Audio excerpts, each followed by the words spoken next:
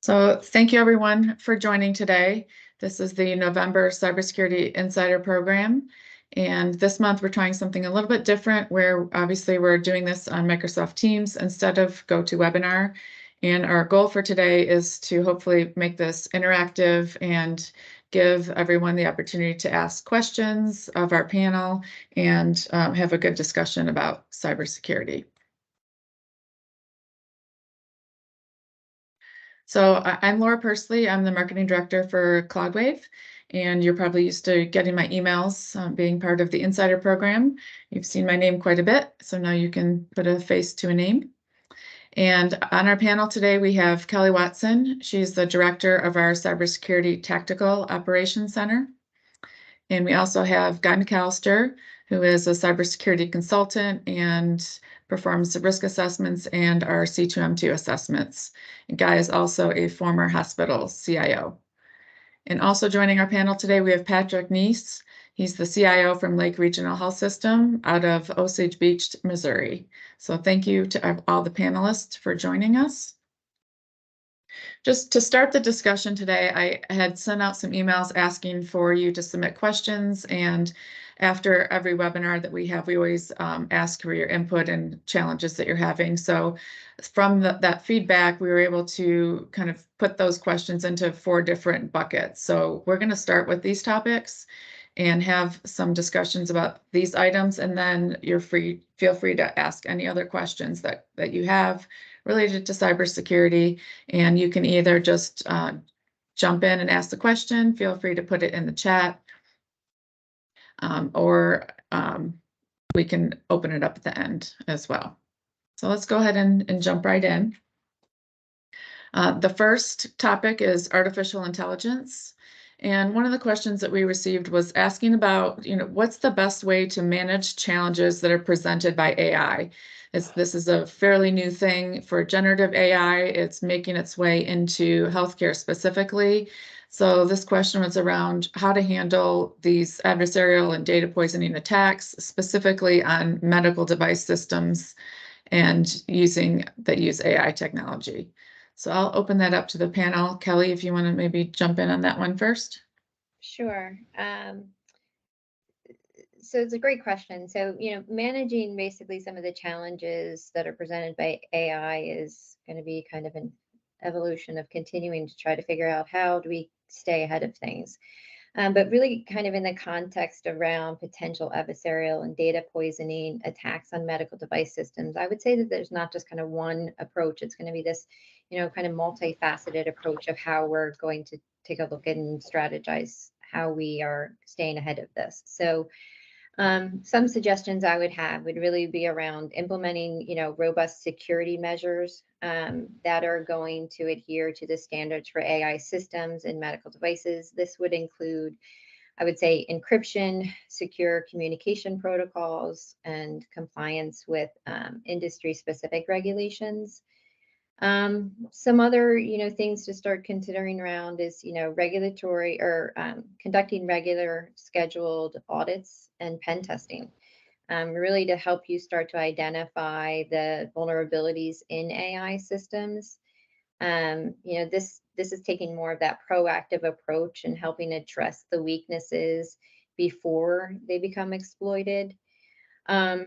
Also need to consider, if you're using third-party AI solutions, performing security assessments to evaluate really what's their level of maturity when it comes to their security measures.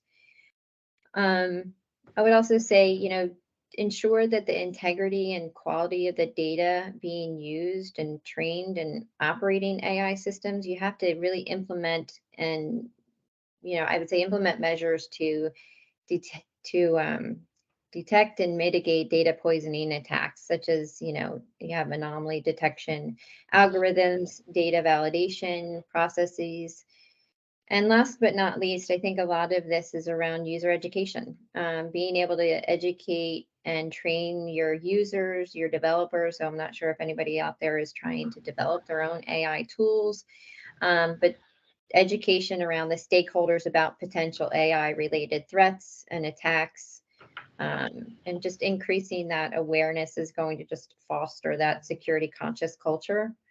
And some other things, I guess, investing in a training program, potentially internal, start building your own internal expertise around AI security and risk management. Now, if anybody has Okay. anything to add to that.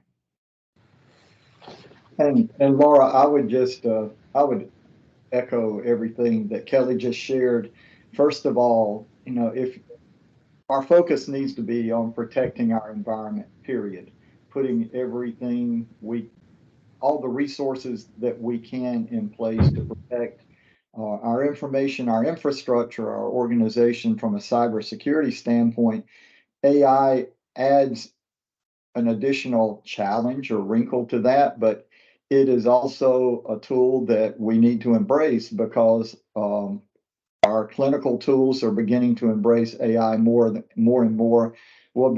If we're developing AI within the organization, we need to make sure that we're monitoring access and coding and development of all of that so that we're aware. But those are just best practices that are already in place for cybersecurity awareness. So I would say make sure you're doing the very best you can be doing to protect your organization, period. And then we grow and learn as AI evolves and moves past its infancy that it's in today. Okay, thanks, Guy. Patrick, do you have anything to share on what you're seeing with AI? Are you seeing this as a concern in your organization yet? I would And say what are you it's guys a talking little about? premature, if you would. It's a buzzword more than anything here at this time. But, going off of what has been said already, protecting your medical devices, putting in things like network segmentation, having medical device assessments done before, you allow something like that on your network, making sure your perimeter's secure so these things can't not get in. Just continue to do the right things, and follow your cybersecurity program. But I think it's still questionable what is AI and how will it really be used in healthcare. But we don't need to take our focus off of the basics. So. Okay, thank you.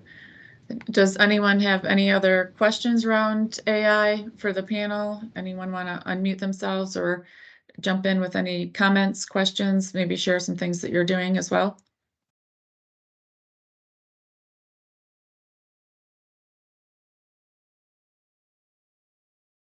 I have a question, Laura. This is Jonathan. Okay.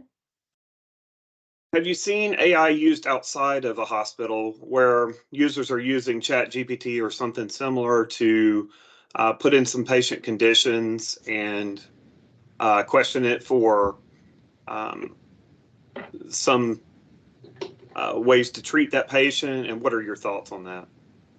Jonathan, that's a great question. I'm going to jump in on that.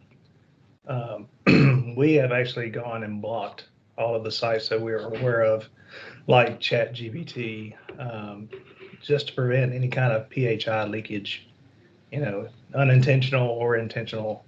But these sites are, like you said, concerning, and we just can't have that kind of data exposed.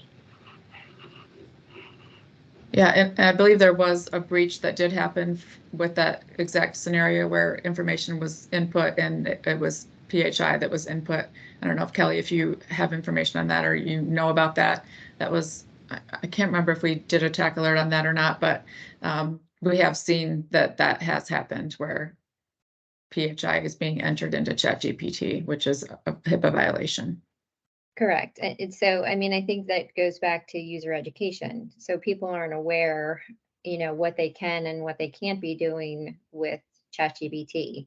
They simply are using it as almost a reference of like, oh, okay, I can get this information, but there's not really kind of these policies and procedures in place that I'm seeing that are truly being implemented with an organization to say, this is what you have to abide to if you are going to take advantage of using ChatGPT or any other source. So making sure that your data, again, that you're entering in there isn't something that is PHI or patient information. And yeah, I mean, so there's that level of sensitivity of ensuring that data that you put in is potentially could be used elsewhere, and exploited. Absolutely. Any other questions about artificial intelligence?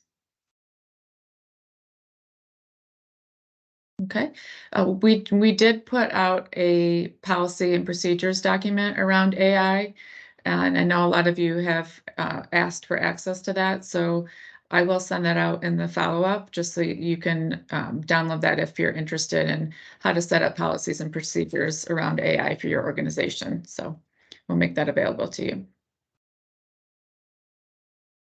Okay, the next topic where we got a lot of questions was around medical device security. And a couple of these questions are very similar, but this first one is about struggling to get vendors to comply and then finding an easy and economical way to check all the medical devices in the hospital and how to check and identify those vulnerabilities, especially if you don't understand your current state. So I don't know, Guy, do you want to take that one first? I'll start it and tee it up. I'm sure others will have insight as well. First of all, in struggling to get vendors to comply or understanding, medical devices now communicate with our EMRs just as other systems and servers do. And as a result, we as IT leaders and IT teams need to be informed about medical devices and the threats that they can pose and their vulnerabilities. And that information can be in different ways. For example, this forum, this CloudWave Cybersecurity Insider Program, is an excellent way to stay informed. CISA updates, their email alerts that you can check in on and understand medical devices and where they're touching. HHS's 405D task force has a website on cybersecurity, and they touch on mobile devices as well. But you want to inform yourself and then begin to build a coalition with your clinical engineering or biomedical team, as well as your supply chain or purchasing people that are involved in medical devices, even compliance, so that your compliance team, so you're creating an atmosphere within the organization that expects vendors of all devices, including medical devices, to collaborate and work with the organization around cybersecurity initiatives that need to be in place. You may even call that a governance team that meets and really in doing that, you're building a relationship with your clinical engineering department, and many of you may already have that in place. I know from my previous experience, Patrick, as a CIO, for a long time, biomed lived on one side of the tracks and IT lived on the other side of the tracks. And we didn't interact very much, and we didn't need to interact. But today, it's vital that there is a relationship, a healthy, positive relationship. Clinical engineering needs to be informed as to what cybersecurity risks are and how medical devices can play into that, because they may not have heard what's going on, and they may not know all of the details that we may know in IT. But build a relationship, and through your clinical engineering team, build a relationship with the vendors of medical devices, just as we built relationships with our EMR vendors and other key folks. I think that's important, and it really touches on several of these things: relationship building, informational sharing, collaboration. Yeah, I agree with you. We've gone as far as to actually bring biomed up under the CIO myself here at the lake, and I think that's a trend probably most of you are seeing out there for many reasons, including cybersecurity. But there's so much technology now in these devices that it just makes more sense than being under the typical facilities kind of director role. I mentioned earlier a cybersecurity risk assessment on these devices as they come in. To perform one if you don't have one. CloudWave helped us put ours together. I'm happy to share it. There's nothing secret about it. But if you have a vendor that struggles with or will not complete your cybersecurity risk assessment, that's the first kind of alarm that goes off. You have to start talking to your clinicians. And as Guy mentioned, the best way to have that conversation is to get to know them first and maybe bring them into your cybersecurity governance so that they're learning with you and why you're doing the things that you're doing. So it's more than just the zeros and ones and the back end protection pieces, but also the communication and the education. And the last thing I'll mention, having an inventory is critical of what you have in your facility. And biomed, from my experience, they were not quite as accurate in the past. So really getting the biomed team to understand we have to have an inventory, not just we have this device, but we have this device, it's this model number, it's running this software, and treat it just like it was a PC in many ways. So. Great, thanks, Patrick. Kelly, do you have anything to add on that topic? Yeah, I mean, I guess just to echo what I think that I've seen a lot with the organizations that I've worked with, just following up to what Patrick just said, is the inventory. So it's, if you don't know what you don't have out there, then how can you be protecting it? And so it's the gathering of your medical device asset inventory is, I think, critical to start really implementing, the best practices around monitoring and protecting, and being able to run like vulnerability scans across your medical devices too is something that is important. So keeping that proactive approach instead of reactive approach, I think is very critical as well. And I don't know where it falls in line here, I guess, with, some of these questions, but I think just a general thing and shift or awareness that I've seen and participated in is that during incident response tabletops and drills that we conduct, we are often now seeing where, there's a shift in the sense of getting the biomed team, not only just the IT team, but getting your biomed team involved and saying kind of keep your IT team out of it. And for any of those who have listened on these meetings before, I'm sure that you've heard John speak of all the time of what our main focus is, and hopefully the shift in mindset around others is not focusing in on protecting the data, but it's protecting the patient. And so when you're thinking about medical devices and how if you hear about a medical device cybersecurity issue, you really should be thinking about, oh, what type of impact does that have on the patient? So that's just something, that I've seen where there's this general awareness and training and education around how important it is to have that collaboration between IT and biomed and others, because it's all integrated. Yeah, thanks, Kelly. And I think that answers this last question of if your medical devices are not being considered in your cybersecurity program, everything you just mentioned are great steps to begin to include that in your cybersecurity strategy. No longer think of it as a separate thing and really start including it with those teams. One other thing I'll mention, we've really plugged IT and biomed into all of our purchasing processes. And so, some of these things slip around and don't necessarily go through biomed to be bought. And, you have your surgery department and they decide they want this robot. But if you're not aware of what's coming, you need to find a way to insert yourself into that approval process. That way you ensure that those steps that everyone has talked about, begin to happen.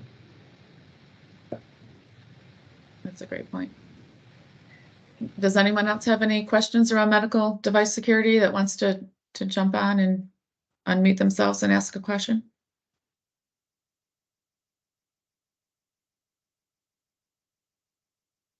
Now, I'll add one more thing, I guess, just for those that maybe are not aware, is, the development of specifically around medical device cybersecurity policies. So that I think is, something very important to make sure that there's, defined roles and responsibilities, access controls, procedures for when and who is monitoring and responding to security incidents involving these devices as well. So I think, that again, just the mindset has always been, oh, well, that might be potentially an IT thing, and that collaboration between if a medical device is having a cybersecurity incident, that communication has to be truly with, the people that are right there by the bedside working with the patient to understand what are we doing. So just creating medical device cybersecurity policies, procedures, and again, incorporating, the incident response around medical device incident response policies as well. Absolutely. Thank you, Kelly. Mhm. I kind of probably have a loaded one here, but really looking at the space in, as the government, state and federal are starting to look hopefully more at cybersecurity incidences as almost like a FEMA, right? More money is getting put in. I heard about New York that's going to be putting a lot of money in over the next 10 years from the state as well into the cybersecurity landscape. And I'm wondering, as far as with medical devices, because there's so many medical devices. I mean, it costs $1.5 million, right? Some of this old equipment, it's really expensive. If there's any funding on the horizon that you all see in this area, because it's such a pain point, and I know it's kind of a loaded one. I know some has come out in some other areas, but I just wanted to see if you've heard of anything or anything coming down the pike. Because when working with that team and we all work together, one of the big things is, well, this equipment costs X amount, right? So you're trying to put a life cycle management program in place on this medical equipment, but some of it is just not only outdated, but it's $1.5 million to replace something.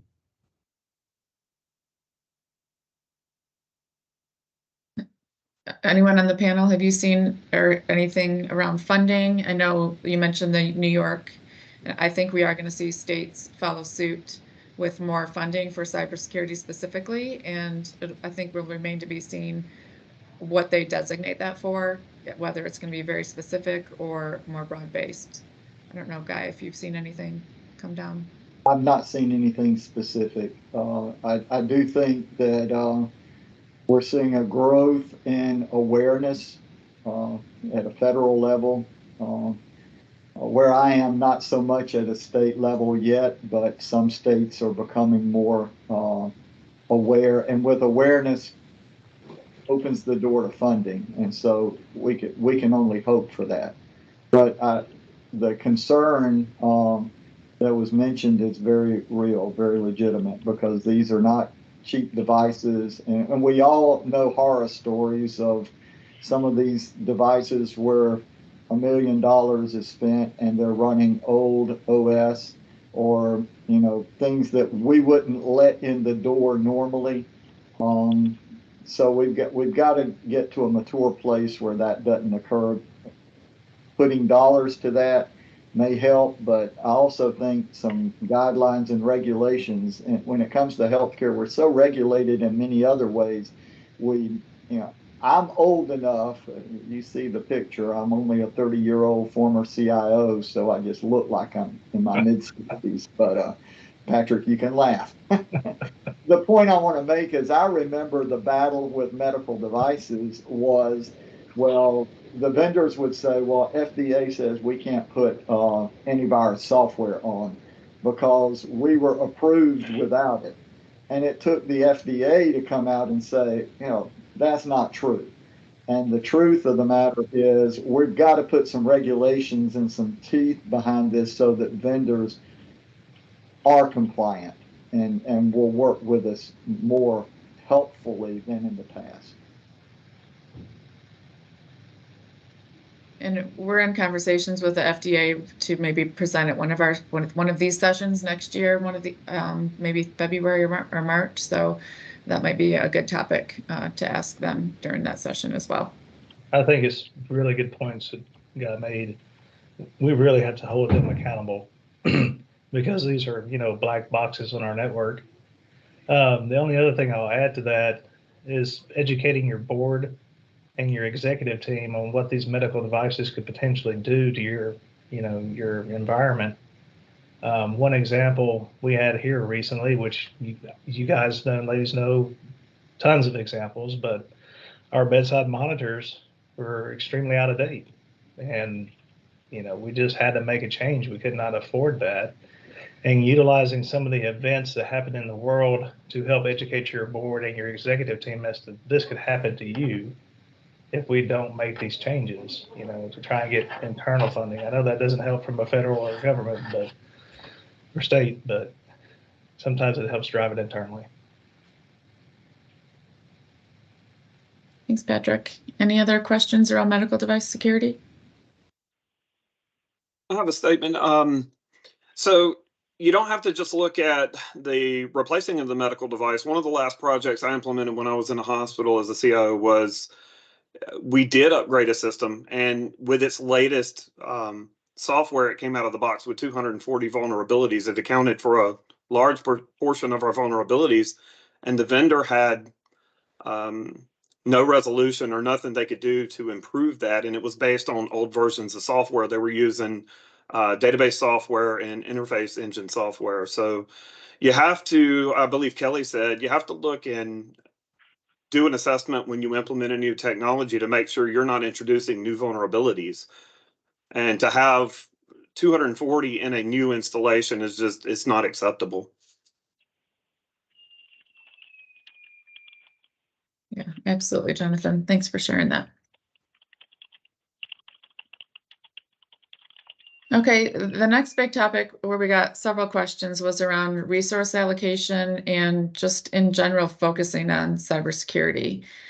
This first one specifically is around the expense that it takes to implement a cybersecurity stack. How do you know which ones you should implement versus others if you only have a certain amount of money to spend?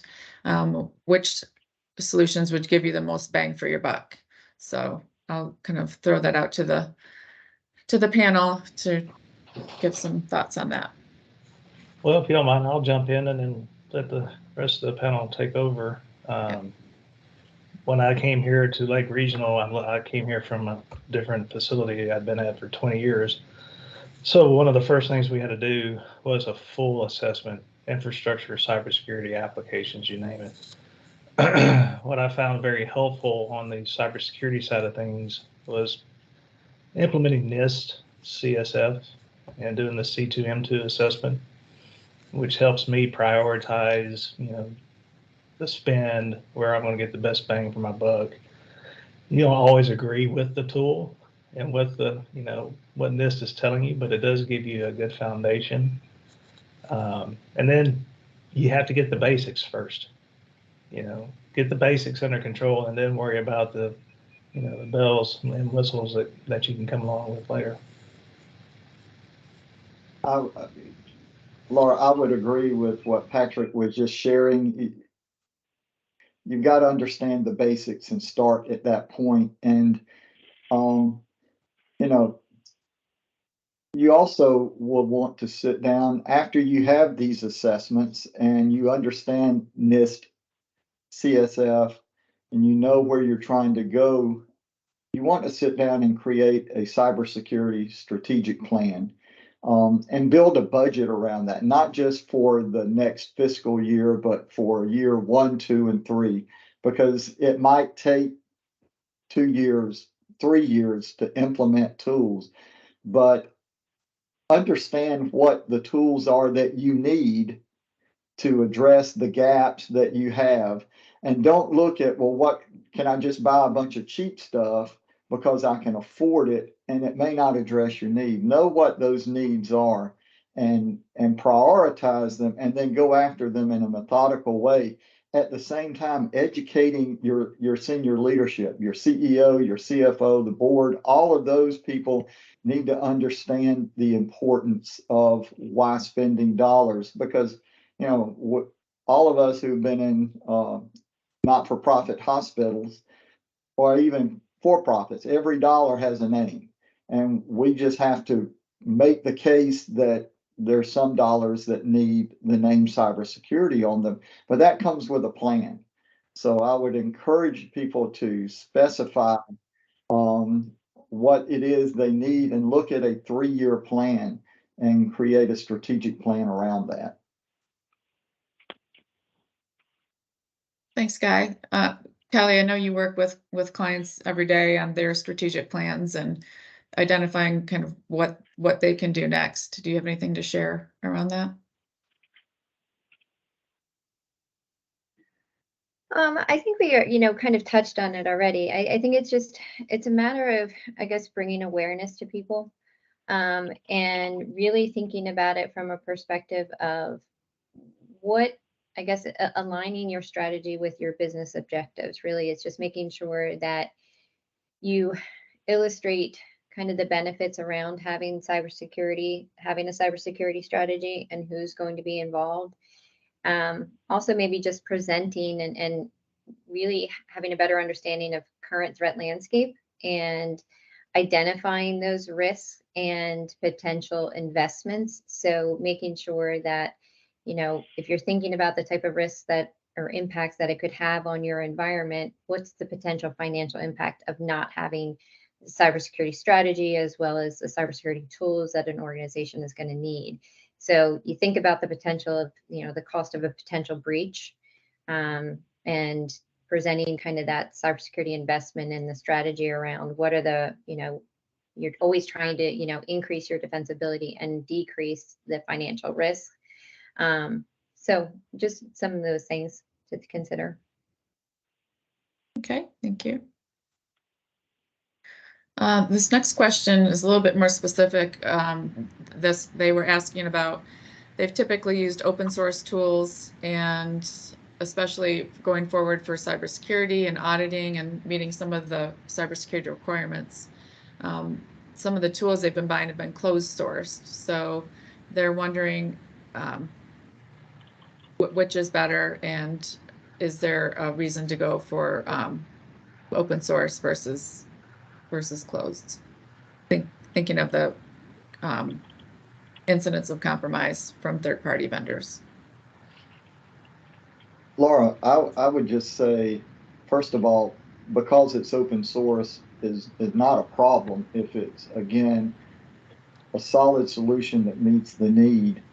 However, I would be concerned if an organization is resistant to use a solution because they have to pay for licensing, whether it's because it's been acquired or something like that. If we're trying to protect our organization, I go back to what I said earlier. We need to identify those solutions that strengthen us and that close these gaps.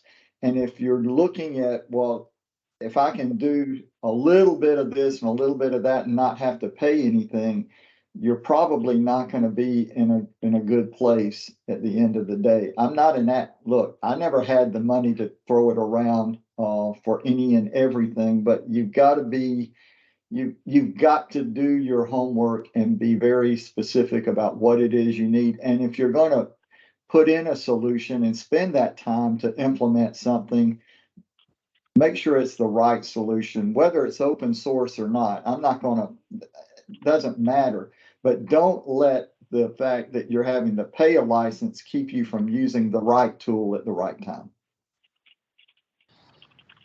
Yeah, I agree with you. I'll give you an example.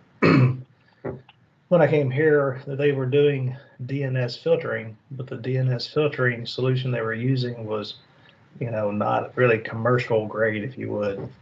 So it wasn't truly protecting the system. But by spending money, to go to a solution we did here with Cisco DNS, we really have a true umbrella, if you would, over our web and internet traffic. Those are things you have to understand the risks that you're taking, using the different systems when you're evaluating them. Going cheap sometimes is not the way to do it is on cybersecurity, just from my perspective. Thanks, Patrick. The next couple of questions are very similar around challenges with resources. A top concern, of course, is trying to stop cyber criminals. And the concern is having resources at your facility to be proactive and identify if those are happening. Any recommendations other than what's been shared to overcome that? Lack of resources, lack of funding, too many competing priorities. Well, I'm going to toss a slow ball pitch to Kelly, but I will say this, because now there is a space where you can outsource a lot of this, because sometimes it's not just because you don't have the budget to hire a full-time employee, an FTE, it's because you don't have the proper trained person to put in a position if you create it. But I look at our CTOC, I look at others, I'll be vanilla, we're not the only ones, but you can consider outsourcing those, and I'm not the best one to speak to that, but Kelly is. Well, yeah, I mean, as far as what we do, our team is doing that monitoring. So a lot of the organizations that we have worked with that have implemented and have our services and solutions, they find it beneficial because, we are 24/7. So it is that eyes on glass that somebody's always monitoring and watching and working with your teams to notify you if there is something that is occurring within your environment. So, I mean, there is that outsourcing component of it that I, would say that has worked very well, because then you're getting that manpower, you're getting, the benefit of somebody working with you to, run your vulnerability scans, having, the look of monitoring the current threat landscape and providing that additional insight as to, what is happening in the world right now. So there is definitely, I would say, it's advantageous to have, you can, outsource to make sure that you're supplementing potentially where you're have a deficit with the resources that you have in your organization. And I'll just add to it, I think a hybrid approach for many of us is the right approach. Having a CTOC do the monitoring and keeping you informed of things that are going on both on your network and then national or globally is very important, but also having your staff aware that you can pick up the phone and call Cisco TAC. You can pick up the phone and call your virus ABC support, and make sure you keep those support contracts in place as well. Because if you lose support, you lose the ability to keep your security solutions up to date. So, kind of what I mean by hybrid support, there are things that you have to do that a CTOC doesn't necessarily do for you. So. Yeah, thanks, Patrick. And here it says, any tips for budget-friendly ways to? Don't underestimate the importance of education. So all of the educational materials that we're presenting to you monthly, share those with your teams. And we have lots of other documentation and policies and procedures and things that are at your disposal. So feel free to utilize that, and let us know too if there are certain topics of interest that you would like to see in the future that would be helpful for not just you, but your teams as well. So I'll tag onto that too, Laura, as far as like internal communication. So, I mean, there's ways to share internal information. So I know that I always advocate with my team. It's like, if you see something, obviously let the entire team know. So there's a benefit of education within your own organization. So even if you were to establish something internal within your environment that, if you guys utilize Teams or you have some sort of lunch and learns around, awareness and education is kind of that budget-friendly way to spread the news of what is happening, current threat landscape, getting people involved, really having them understand what their impact is from an organizational standpoint around your whole cybersecurity awareness program, and that they are obviously an important piece of it as well. So I think that's just another kind of budget-friendly way, is to offer internal education sessions or chats or however you use it, from Teams or Lunch and Learns. Absolutely. Any other questions from the audience for the panel on this? Okay. And the next topic is a little bit similar to some of the things we've already talked about, but it's how to get leadership and other departments in your organization involved in cybersecurity. Often in the past, it was thought that cybersecurity was just an IT problem, and obviously a lot of us on the call know that's not the case. But you know, it's a struggle with manpower, but also struggling to get other areas of the organization to understand it's not just an IT issue. And I think a lot of it goes back to what Kelly just said about education, but I'll open it up to the panel to weigh in. Well, I'd weigh in on that first bullet. This goes back to what Guy was talking about, creating a strategic plan, and not so strategic that people can't see what's within the plan. You have to have a plan before you go to your senior team. Don't go to them and ask them to help you create the plan. They may advise you once you get it to them. Same thing with your board. You've got to actively engage your board because once the board understands what this can do to the operations, the business continuity of the organization, then they'll start top down, right? And then you feed from the bottom up. I don't know if you have anything to add to that. I would say I agree completely, Patrick, with what you were sharing. And I would say that as we're communicating with senior leadership, first of all, if you're a senior IT person, CIO, CISO, IT director, whatever that may be, you're the top responsible person. You should develop a relationship with your CEO or CFO, not to hound them every day to ask for money or things, but just to understand so they know that that you're part of the team. At the same time, the hardest thing I had to learn how to do is to talk a lingo that was not technical. I had to learn how to say technical things in a normal way. And that's not always easy to do. And if you start talking about NIST 853 control families and all like that to your CEO, in 3 seconds, they're going to glass over. And in 5 seconds, they've shut you down. So you've got to be able to articulate the needs of the organization in a way that your audience listens to them. So building relationships, that's the key. Okay, thanks, Guy. And what about for the rest of the organization, that problem of that's not just an IT department problem, getting them to understand that everyone has a stake in cybersecurity? You know, if you can establish a cybersecurity council, governance council, and bring in those other departments, those department heads, physician leadership, and ask them to come to the table with IT, then you know you're bringing them into the loop, right? And there are so many examples of just bad things that have happened. You know, you don't have to go in and, like Guy was saying, talk to tech. You just say, hey, look up the road. Look what happened to those guys. We don't want to be those guys.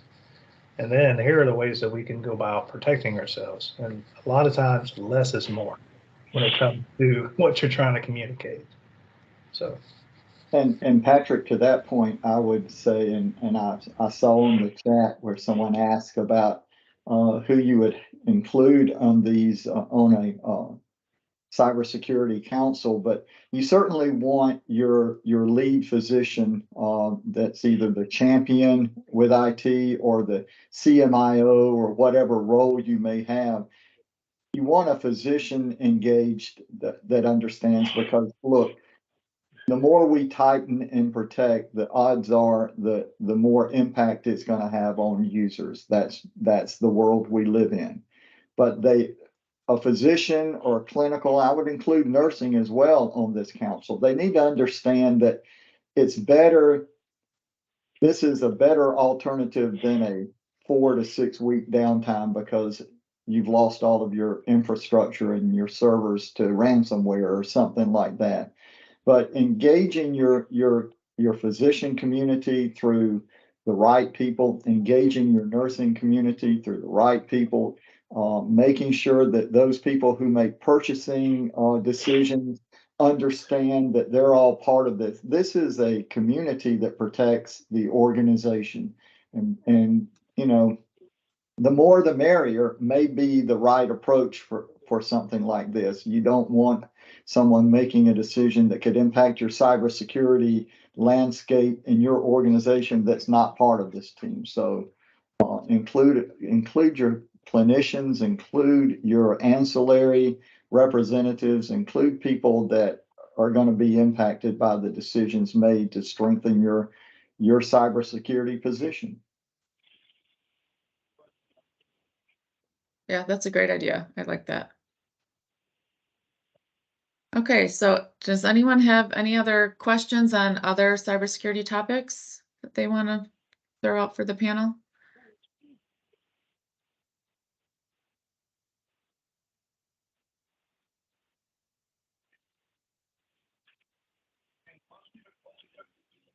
Any other challenges, things you're considering for 2024, areas of focus?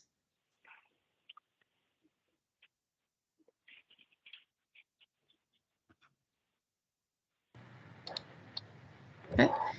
Then I will go to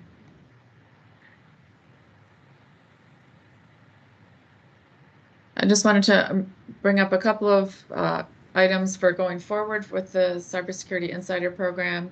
Just wanted to let you know that we will have no live webinar in December, and we think this would be a great opportunity for you to go back and revisit any of those webinars that you missed.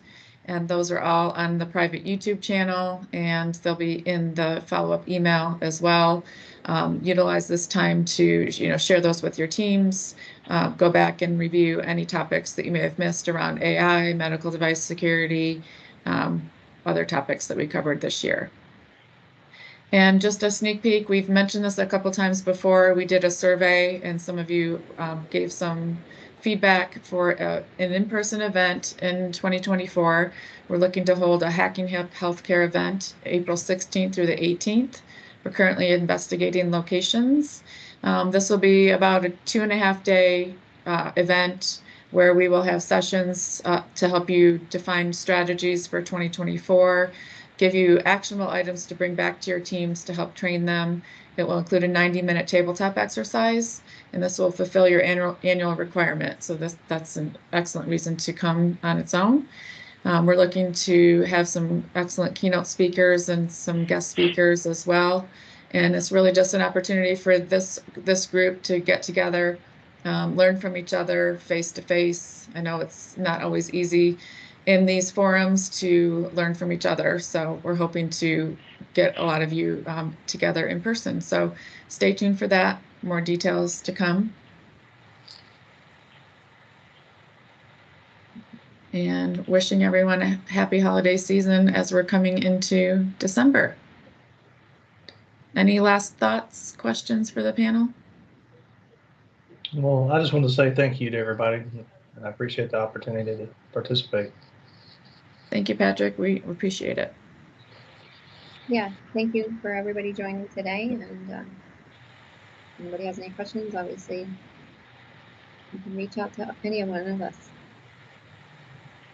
All right, thank you. Thanks, Guy, Kelly, and Patrick. Have a good one. Bye-bye. Bye.